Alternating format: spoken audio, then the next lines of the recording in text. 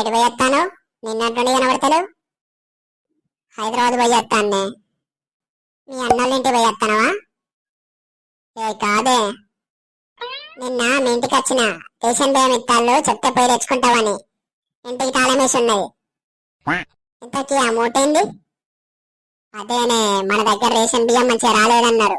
హైదరాబాద్ పోయి తెస్తానా, ముత్యాలు లెక్కున్నాయి. రేషన్ బియ్యం కోసం 200 కిలోమీటర్లు పోయి తెస్తానవా? మహాతల్లివమ్మా నువ్వు. అవునే, ఇంతకు మొన్న నువ్వు కనబడలే, ఎటు పోయినావు? అదే అక్క, మొన్న 3 రోజుల క్రితం చీరలు కొందామని షాప్ పోయినావా? అక్కడ ఎర్రంచి చీరలో బార్డర్ పెద్దదైంది, చిన్నలో వానడితే వాడు ఏమన్నాడు? ఏమన్నాడు? మీరు ఇప్పటి వరకు 100 చీరలు చూసిళ్ళు. చిన్న బార్డర్ అంటారు, పెద్ద బార్డర్ అంటారు, కలర్ ఇచ్చి పెడతాది అంటారు. మీకు నచ్చినట్టు కావాలంటే పోయి సిరిసిలో పోయి నేర్పించుకోండి అన్నాడు. అవునే అన్నాడు. ఇప్పుడు ఇది అంతెందుకు చెప్తాను.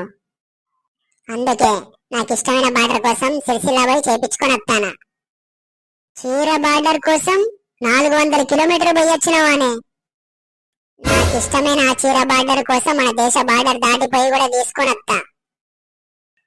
అవునే, నువ్వు ఎక్కడికన్నా పోతావు, ఎందుకంటే ఫ్రీ బస్సే కదా.